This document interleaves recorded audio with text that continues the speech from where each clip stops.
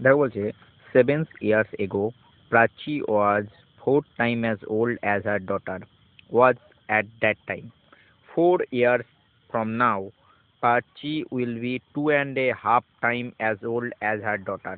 তাহলে প্রেজেন্ট এজের সাম বার করতে বলেছে। তাহলে দেখো প্রাচী আর ডটারের যদি রেশিও দেখি 7 year ago, 7 বছর আগের ক্ষেত্রে যে দেখি তাহলে কত বলে দিয়েছে 4:1, 4:1।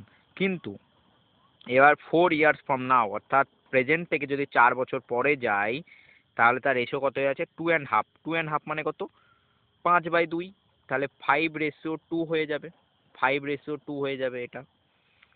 তাহলে এবার দেখো এইগুলোর গ্যাপ কত +1, এইগুলোর গ্যাপ কত +1, কিন্তু এইখানে ওর গ্যাপ কত হয়ে আছে 7 বছর আগে আর প্রেজেন্ট থেকে 4 বছর পর, নাহলে কত হয়ে যাচ্ছে +11 হয়ে যাচ্ছে।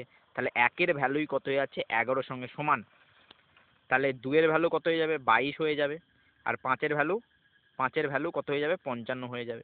কিন্তু এটা 4 বছর পরের হিসাব, নাহলে 4 বছর আগেই হয়ে যাবে আমাদের প্রেজেন্ট।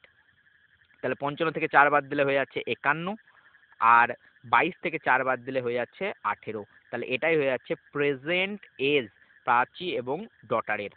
তাহলে সেটা কত হয়ে যাবে 69 হয়ে যাবে, নাহলে 69 হবে একেবারে সঠিক উত্তর।